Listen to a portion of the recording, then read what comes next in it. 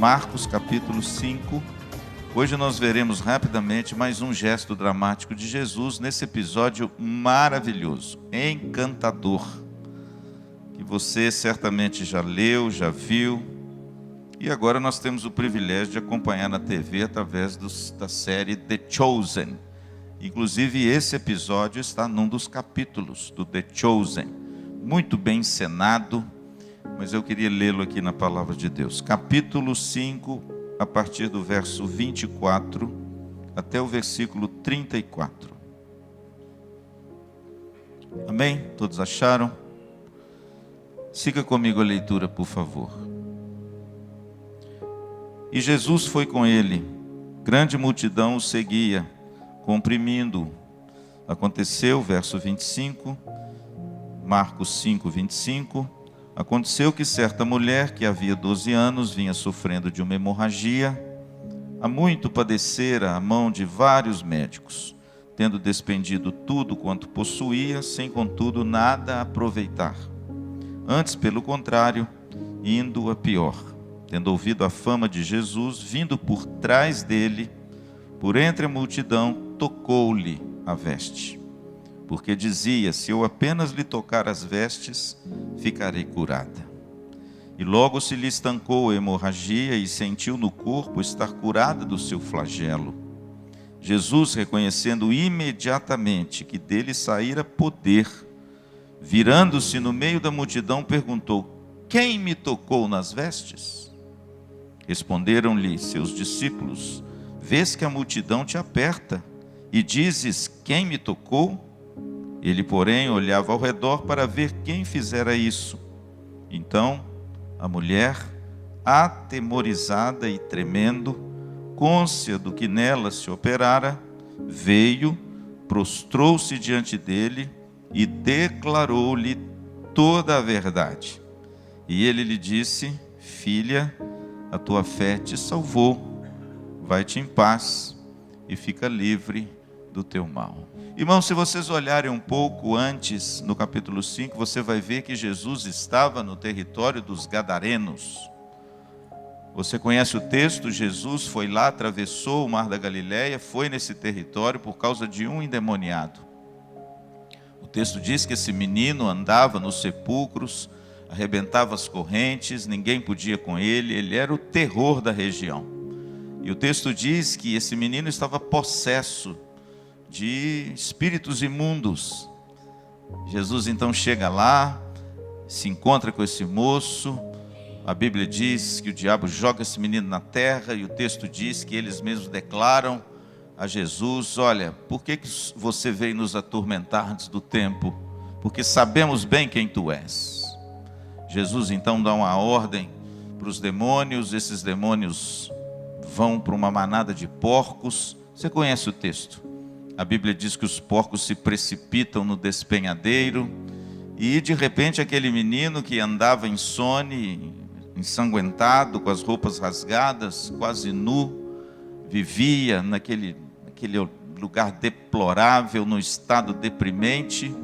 O texto diz que agora esse moço está sentado aos pés de Cristo em perfeito juízo. A Bíblia diz que esse moço diz: olha, eu quero ir contigo, me leva contigo. Jesus olha para ele e diz: não, volta para a tua casa, volta para os teus e conta tudo a eles o que o Senhor fez contigo. Veja, querido, que na terra dos Gadarenos tinha um menino imundo, possesso de espíritos malignos. E agora Jesus então entra no barco, atravessa de novo o mar da Galileia e chega na cidade de Cafarnaum. Quando Jesus chega na cidade de Cafarnaum, é aquela velha história, ele não tem sossego, né? Versículo de número 21. O texto diz que quando ele volta para Cafarnaum, verso 27, 21 do capítulo 5, o texto diz que afluiu grande quantidade de pessoas para que ele curasse, pregasse para estar com ele. A Bíblia diz que junto com essa multidão de pessoas veio Jairo. E o texto diz que Jairo era um dos principais da sinagoga em Cafarnaum. Sinagoga essa que existe suas ruínas até o dia de hoje. As 2 vezes que nós visitamos Israel, Jerusalém, fomos em Tiberíades, Cafarnaum, fomos em Nazaré, em Caná, em Belém, e fomos também nos sítios arqueológicos em Cafarnaum, que existe até hoje, a casa da sogra de Pedro, e essa sinagoga, onde Jesus certamente pregou e foi em Cafarnaum. Hoje são apenas ruínas, pedras, mas até hoje está lá o marco da veracidade histórica da Bíblia.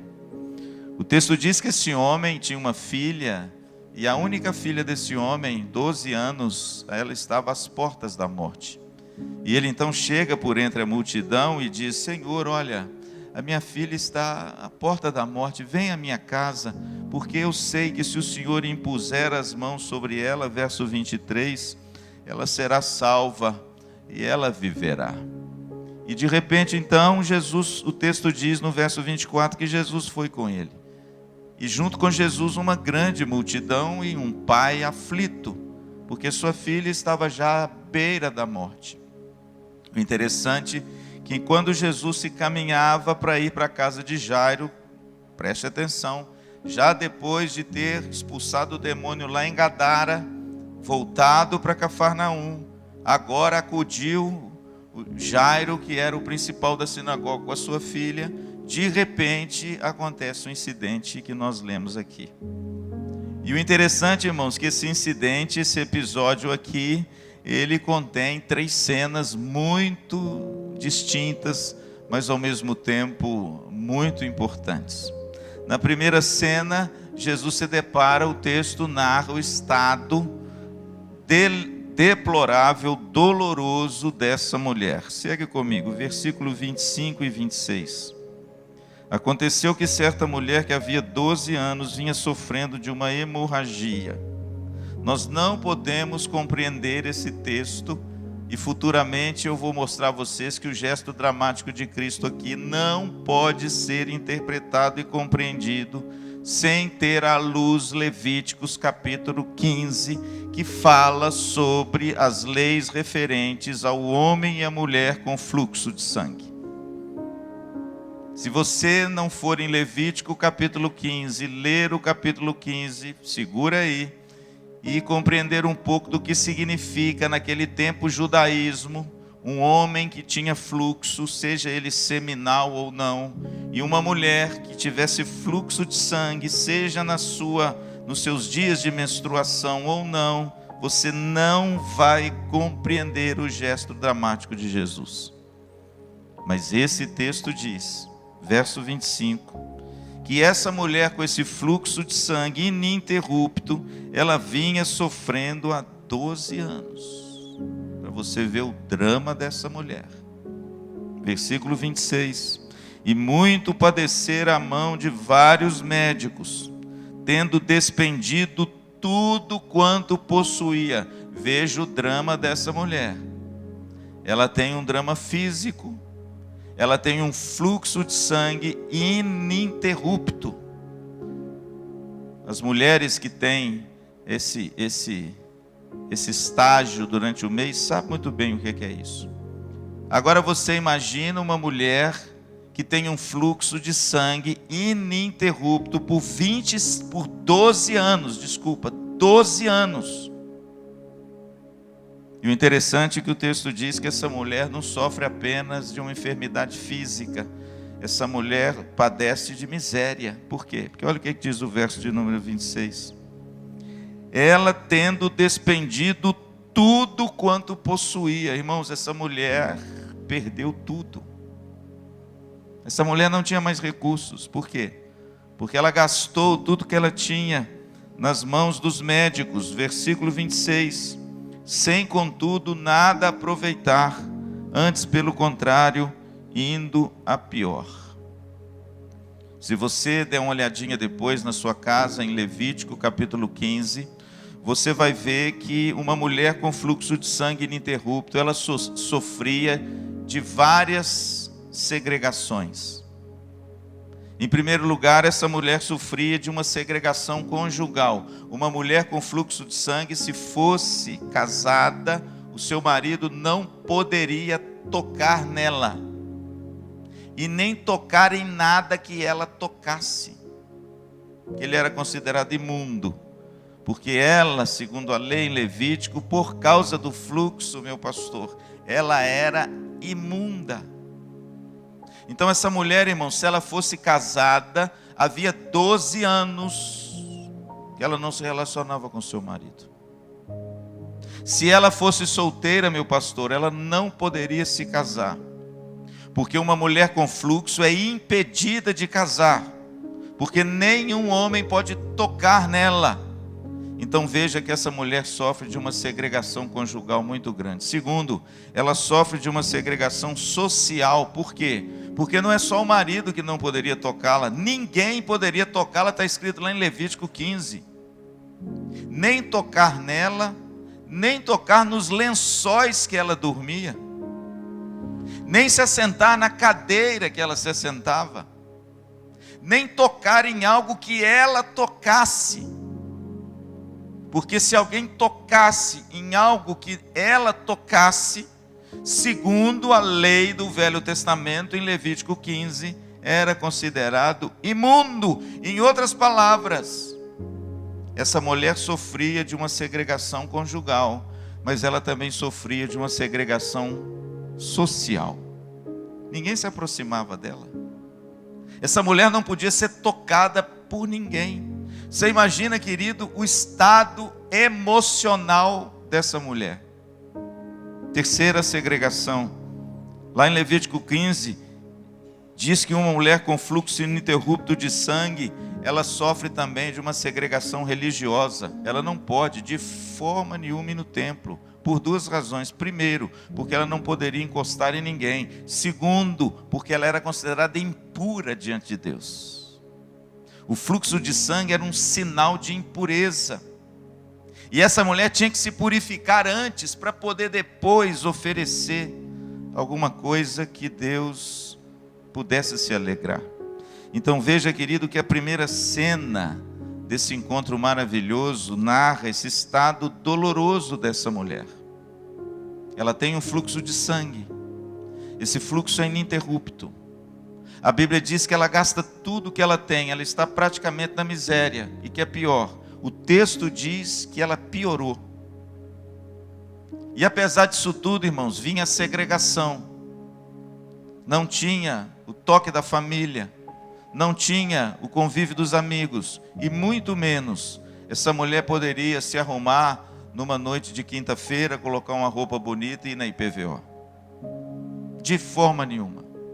O seu culto não era aceito porque ela era considerada imunda. Aí eu penso, irmãos, que além da doença em si, essa mulher sofria confinada a um terrível isolamento e na solidão. Será que você dá para imaginar a cena e o sofrimento dessa moça?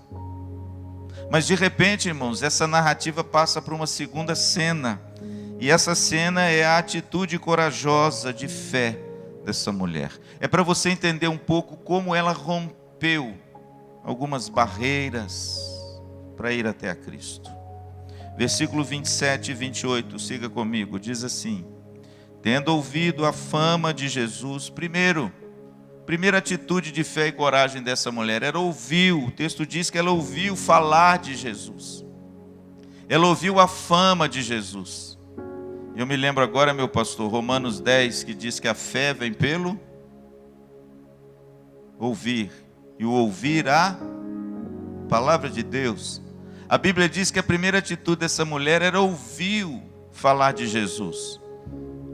Eu acho muito bonito as cartas do Apocalipse, quando Jesus escreve por meio do anjo aos pastores da igreja. Toda carta no final do Apocalipse, que são 7, ele termina assim: quem tem ouvidos para ouvir, ouça. Por que Jesus diz isso? Porque tem gente que tem ouvido, mas não ouve. Concorda comigo? Tem gente que tem ouvido, mas não ouve. Mas o texto diz, irmãos, que essa mulher ouviu falar de Jesus. Essa foi sua primeira atitude. Segundo, verso 27, vindo por trás dele, por entre a multidão. Em segundo lugar, irmãos, a Bíblia diz que essa mulher foi até Jesus. Agora presta atenção à dificuldade dessa mulher. O que essa mulher tinha que romper e vencer? Os preconceitos que ela tinha que romper e vencer para ir até Jesus. Imagina, querido, que essa mulher deveria ser uma mulher magra. Não sei. Estou conjecturando. Ela deveria ser uma mulher anêmica. Concorda comigo? Ela deveria ser uma mulher branca, esquálida, fraca. Por quê? Porque com fluxo de sangue há 12 anos, ela não deveria ser uma mulher saudável. Pois bem, mas o texto diz que ela ouve falar de Jesus. Em segundo lugar, irmãos, a Bíblia diz que ela vai até Jesus. Você imagina, querido, como essa mulher adquiriu coragem para sair do seu estado de clausura e de solidão e enfrentar uma multidão. Porque Jesus não estava só. O texto é muito claro. Vindo por trás dele, por entre a multidão. Sabe o que ela correu o risco? De que quem conhecesse ela, quando visse ela no meio da multidão, faria o quê? Fugiria. Essa mulher, meu pastor, ela é mais ou menos igual a um leproso daquela época. A lei sobre a lepra lá em Levítico é mais ou menos a mesma coisa. Os dois são imundos.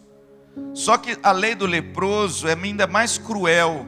Porque a lei do leproso no Velho Testamento diz que o leproso ele tinha que habitar fora da comunidade, isolado. Porque era uma doença altamente contagiosa se fosse o tipo de lepra contagiosa. Segundo, esse homem tinha que rasgar as roupas, esgranhar o seu cabelo e viver completamente fora do convívio, porque era uma doença muito contagiosa, como eu disse. E quando ele chegasse perto de alguém, as pessoas quando o vissem deveriam gritar, está lá em Levítico, imundo, imundo, para que ele não se aproximasse. Veja, querido, que a descrição de um leproso não é muito diferente dessa mulher. Porque você imagina que se essa mulher foi até Jesus por entre a multidão, e se alguém conhecera essa mulher, se ela encostasse em alguém, aquela pessoa que visse, estava imunda. Quantos dias, pastor? Uma semana. Aquela pessoa não poderia ir no culto. Aquela pessoa não poderia participar de mais nada, porque ela tinha ficado imunda por causa do contato com aquela mulher, mesmo que o fluxo de sangue não fosse contagioso. Claro que não é. Mas a lei, irmãos, era inflexível. E agora você pode imaginar, irmãos, como a atitude de fé dessa mulher nessa segunda cena foi corajosa. Tem gente que, por muito menos, desiste de Cristo, né? A nossa sociedade hoje é a sociedade das desculpas. Nós nos enchemos de desculpas para de repente não fazer o que Cristo nos chamou para fazer, não é? Nós achamos tantos subterfúgios, né? Nós damos justificativas para nós mesmos, para muitas vezes não nos aproximarmos de Cristo, da igreja e de algo que Deus chama você para fazer. E às vezes nós somos tão saudáveis, temos tantas facilidades para ir e vir, temos a barriguinha cheia, não estamos aí padecendo de um mal, a míngua, a miséria. Temos tantas coisas, irmãos, muito mais do que precisamos, muito mais do que merecemos. Mas como nós usamos de desculpas e justificativas para não nos aproximarmos mais um pouco de Cristo, da igreja, dos irmãos. Essa segunda cena, irmãos, é muito comovente, porque o texto diz que essa mulher se enche de fé e de coragem, porque ela ouviu falar de Jesus, e ela então rompe com toda a segregação que ela, durante 12 anos, era alvo, e ela se levanta da cama, sofregamente, tropegamente, e ela vai até Jesus e enfrenta uma multidão. O texto diz que a terceira atitude dessa mulher é que ela tocou em Jesus. Olha o que diz o verso de número 27. Tendo ouvido a fama de Jesus, vindo por trás dele, por entre a multidão, tocou-lhe a veste. Eu acho muito interessante que tanto Marcos, quanto Lucas e Mateus, que narram esse mesmo episódio, eles fazem questão de dizer a multidão. Por quê? Porque eles sabiam da dificuldade que essa mulher tinha com gente. Mas mesmo assim, irmãos, ela rompeu com tudo isso.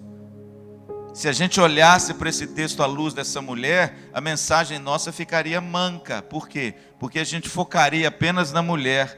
Mas, me desculpem, eu acho que já seria uma grande mensagem, vocês não acham? Uma mensagem desafiadora para mim e para você, no nosso reino de facilidades, cheios de desculpas. E quando nós olhássemos para essa mulher, a gente se sentiria encorajado a ir além, a fazer um pouco mais, a enfrentar um pouco mais as vicissitudes e os dramas pessoais, não é? Talvez, meu irmão, você esteja passando uma luta, uma dificuldade, e está aí tão desanimado, né? Pensando em desistir, pensando que o negócio não vai, mas eu tenho certeza que o seu estado não chega nem perto dessa mulher, mas nem perto. Eu tenho certeza, claro, você sofre com a sua dor, mas eu tenho certeza, irmãos, quase plena e absoluta, que não é igual a ela. Nós temos a Unimed, nós temos os recursos, nós temos tantas coisas que naquele tempo não tinha.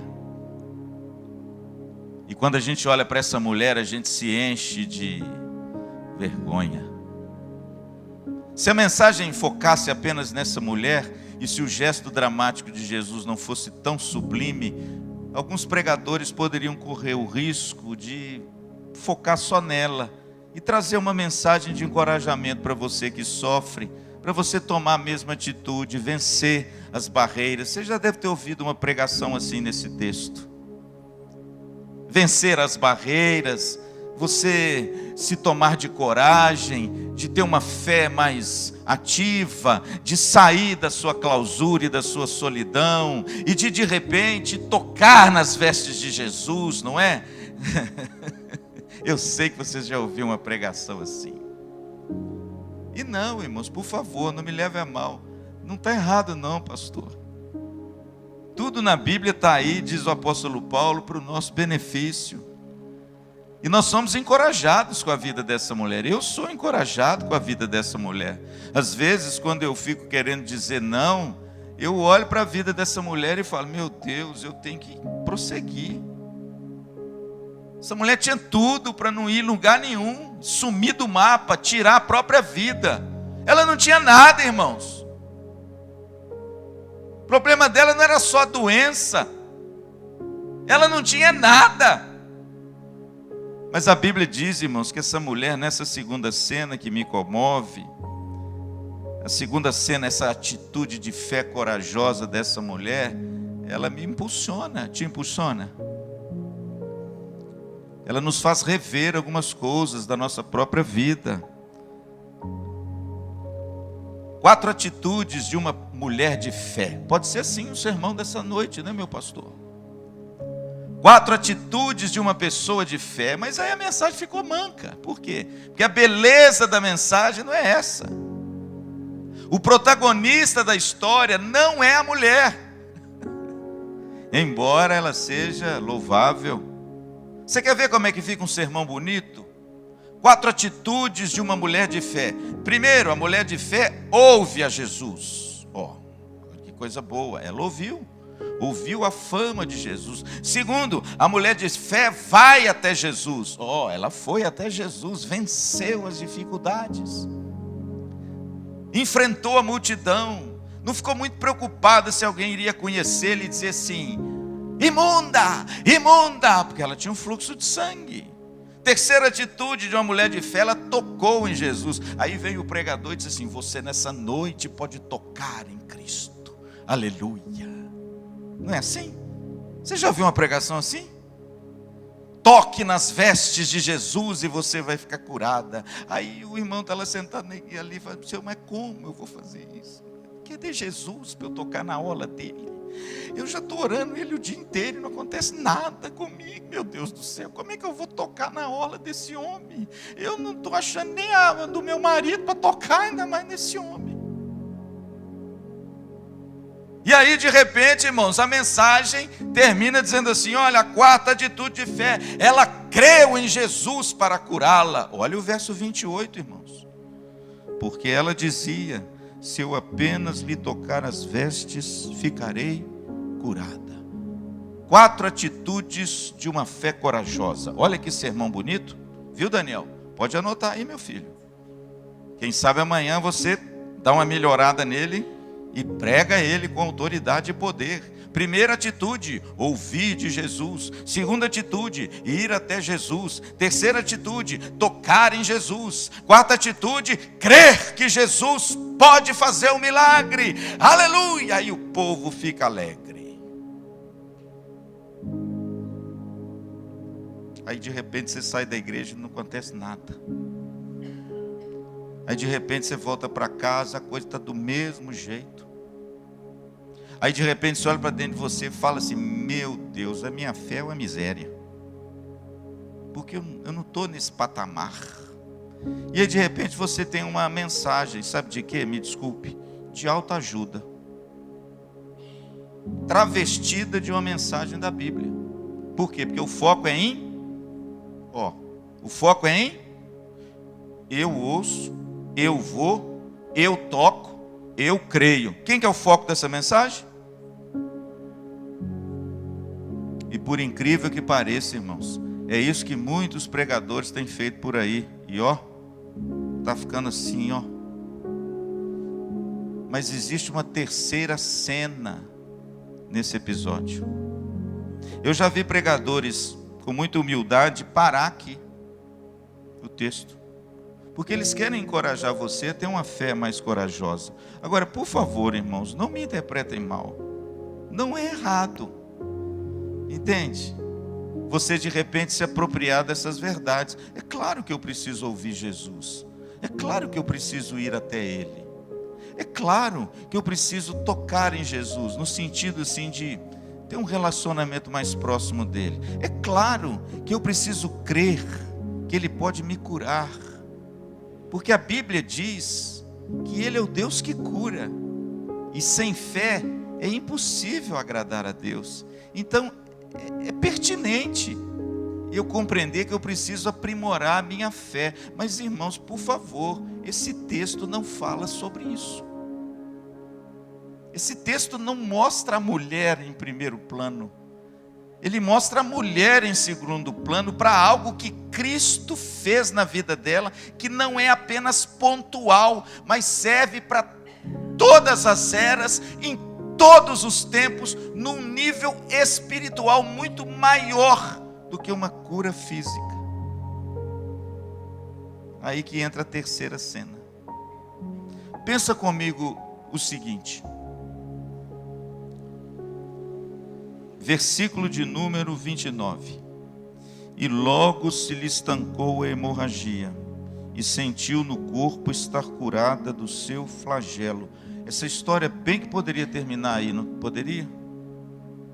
Pensa se não existisse o verso 30 ao 34.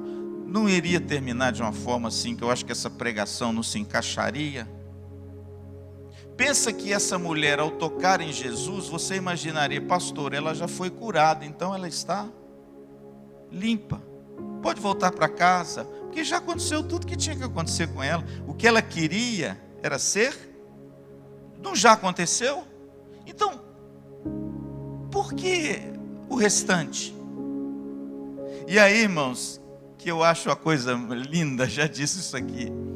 Como Jesus, ele às vezes teatraliza a coisa, faz um gesto dramático, porque na realidade, irmãos, existe algo aqui que muitas vezes nos é oculto pelo nosso descuido em ler um pouco mais acuradamente o capítulo 15 de Levítico.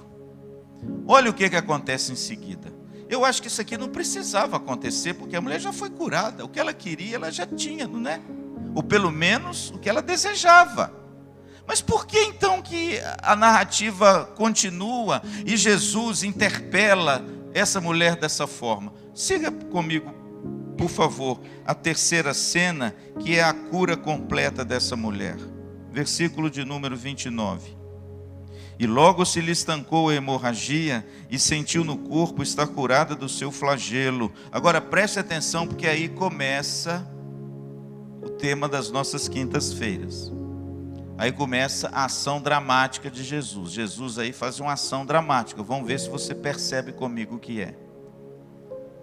Versículo 30. Jesus, reconhecendo imediatamente que dele saíra poder, virando-se no meio da multidão. Se você riscar a palavra multidão aí desse texto, você vai ficar perplexo para ver quantas vezes aparece essa palavra multidão. Virando-se no meio da multidão, perguntou: quem me tocou nas vestes? Imagina só, o cara é o astro do futebol, do rock, é aquele sujeito que tem 1 milhão de gente do lado dele, e aí de repente chega alguém, encosta nele, aí quando encosta nele, ele dá uma parada assim, e vira para todo mundo e fala assim: epa! Alguém me tocou! Imagine a cena. Quem me tocou nas vestes?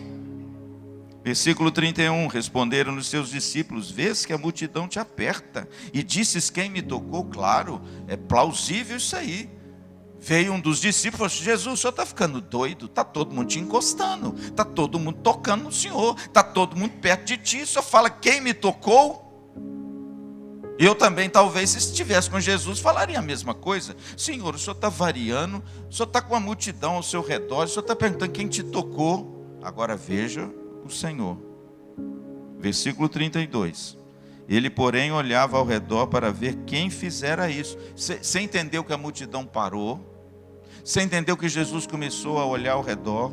Você entendeu que a multidão também agora estava curiosa, estava todo mundo parado junto com ele, olhando. Preste atenção nisso, porque isso faz toda a diferença. Versículo 33, então a mulher, atemorizada e trêmula, tremendo, cônscia do que nela se operara, veio, prostrou-se diante dele e declarou-lhe toda a verdade. Você pode imaginar a cena? Lá no Evangelho de Lucas, no capítulo 8, no versículo 47, o mesmo versículo correlacionado com esse 33 é o 47. Olha o que Lucas escreve.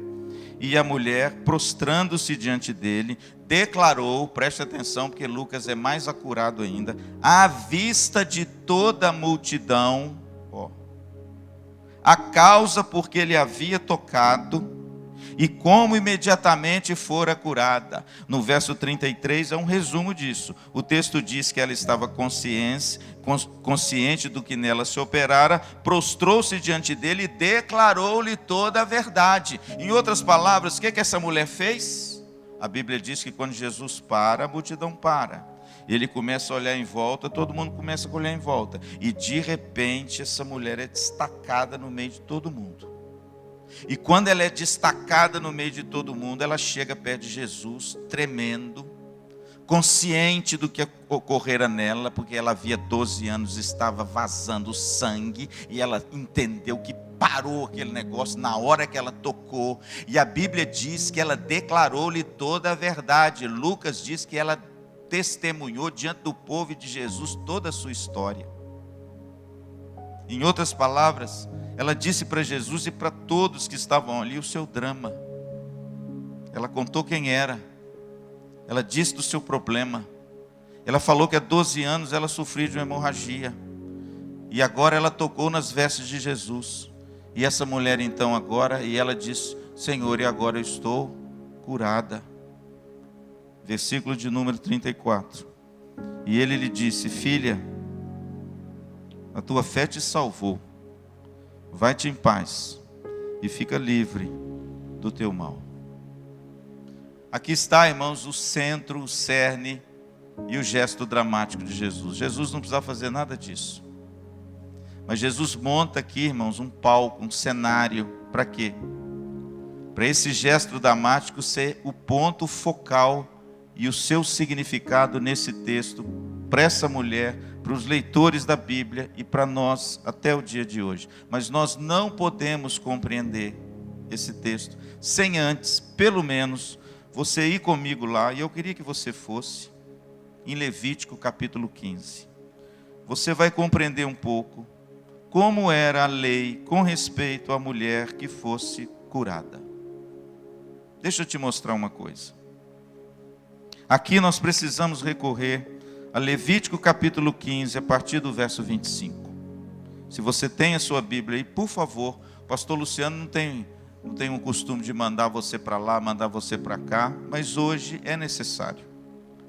Em Levítico capítulo 15, no versículo 1, ele começa a tratar do homem com problema de fluxo.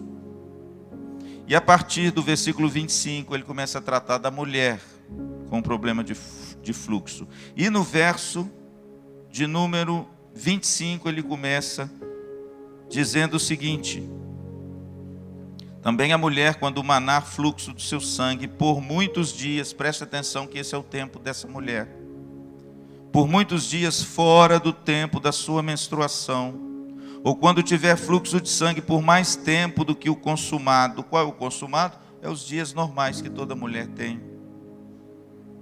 Todos os dias do fluxo, verso 25, será imunda, como nos dias da sua menstruação. Perceberam que essa mulher era o quê? Imunda. Versículo 26, toda cama sobre que se deitar durante os dias do seu fluxo, ser-lhe-á como a cama da sua menstruação, e toda coisa sobre a que se assentar será imunda, conforme a impureza da sua menstruação. Não importa que tipo de fluxo, se for um fluxo de sangue, ela é imunda, a cama dela é imunda, aonde ela se assenta é imundo. Verso 27, olha que tragédia, irmãos. Quem tocar estas será imundo. Portanto, lavará suas vestes, banhar-se-á em água e será imundo até a tarde. Porém, quando lhe cessar o fluxo, agora preste atenção aqui, que aqui está o segredo e a interpretação desse teatro que Jesus fez com ela. Porém, verso 28, quando lhe cessar o fluxo, então se contarão 7 dias e depois ela será limpa. Ao 8º dia tomará 2 rolas ou 2 pombinhos e os trará ao sacerdote à porta da tenda da congregação. Você começa a notar que não basta essa mulher ser curada. Existia mais um expediente que ela precisaria fazer. Está aqui. Versículo de número 29. Ao 8º dia ela tomará 2 rolas ou 2 pombinhos. O que significa isso? Ela se munirá de um sacrifício. O texto diz que ela agora vai ao sacerdote e oferece ao sacerdote como sacrifício pela sua cura física. Preste atenção. Agora o verso 30.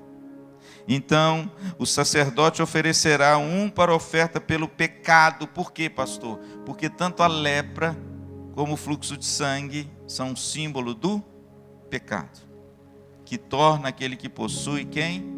Imundo e não aceito diante de Deus. Ele pegará, versículo 30, ele oferecerá um para oferta pelo pecado e outro para o holocausto. O sacerdote fará por ela expiação do fluxo da sua impureza perante o Senhor. Muito bem. Pastor, explica isso rapidamente para nós. É simples.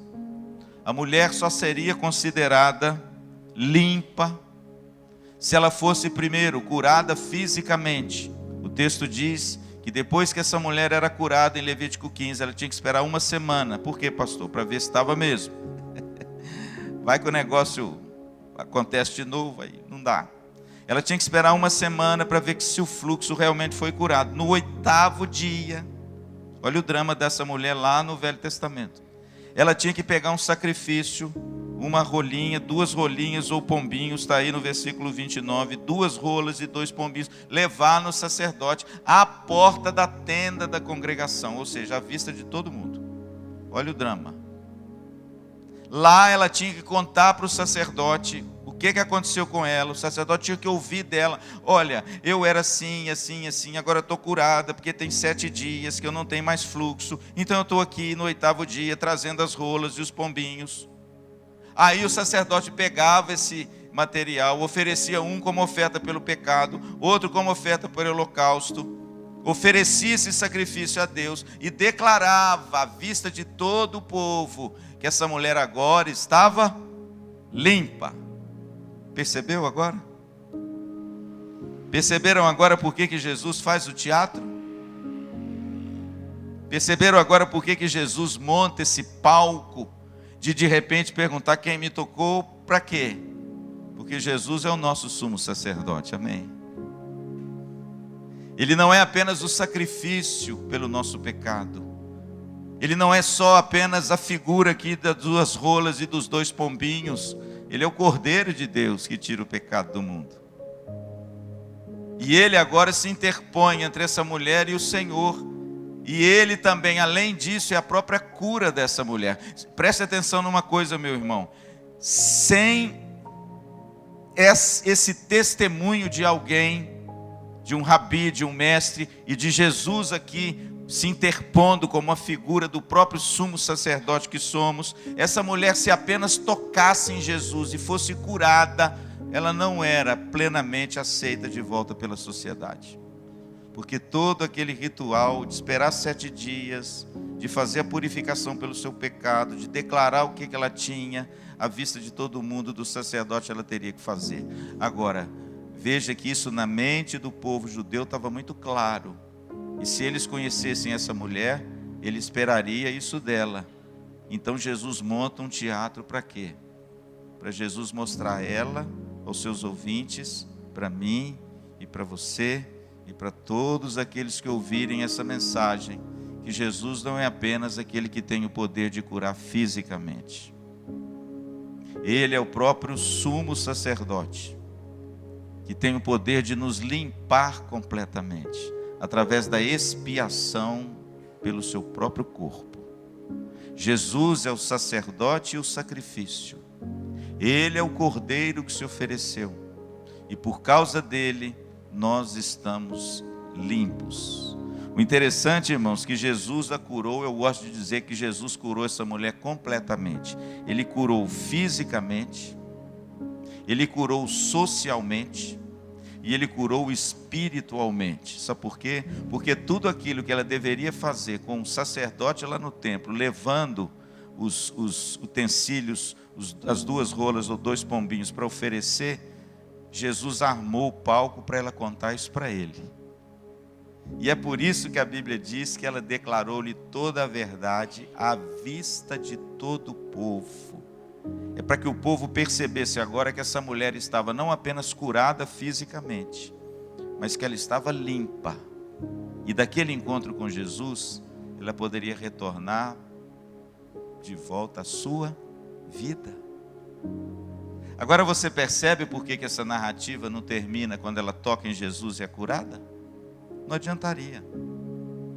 O estigma ficaria. Ela não seria considerada limpa pelas pessoas. Mas quando Jesus arma essa cena, Jesus alcança o coração dessa mulher em todas as áreas que o Senhor pode alcançar. Ele cura fisicamente, verso 29. Ele purifica essa mulher, ele limpa essa mulher socialmente. Agora ela pode voltar para casa e abraçar o seu marido. Ela deu um testemunho público diante do nosso sumo sacerdote. E ele mesmo, no versículo 34, disse: filha, a tua fé te salvou. Olha como Jesus despede essa mulher: vai-te em paz e fica livre do teu mal. Veja que Jesus, irmãos, ele salva essa mulher não apenas no corpo, ele salva a dignidade dessa mulher. Ele limpa essa mulher e devolve essa mulher ao convívio, à família, aos amigos. Quando ela voltar para casa, ela pode abraçar os seus filhos. Se ela for casada, quando ela voltar para casa, ela pode abraçar o seu marido. Quando ela voltar para casa, ela pode trocar de roupa e ir para o templo, adorar a Deus e ouvir a palavra de Deus. A vida dessa mulher, irmãos, em toda a sua inteireza, em toda a sua plenitude, em todos os seus pormenores, foi devolvida. Por quem? Por Jesus. Por quê? Porque Ele, irmãos, é o sacrifício e o sacerdote. E Ele nos limpa, como diz o apóstolo Paulo, de toda a iniquidade. E você quer ver de uma coisa? Ela não precisa esperar 7 dias. Olha que coisa interessante. Lá em Levítico dizia que depois da cura, essa mulher tinha que esperar 7 dias, para no 8º ela ser limpa pelo sacrifício do sacerdote no templo. Mas com Cristo, irmãos, ela não precisa esperar 7 dias. Sabe por quê? Porque a obra da salvação que Cristo efetua no coração do pecador arrependido é tetelestai, está consumado, amém? Jesus não salva pela metade, Jesus nos salva completamente, inteiramente, em todos os aspectos da nossa vida. É por isso que o texto diz que ela foi instantaneamente curada. Por quê? Porque esse texto, irmãos, está apontando para a salvação que Cristo veio trazer. A mulher com fluxo de sangue sou eu. A mulher com fluxo de sangue é você, imundo. Por causa de quê? Do pecado.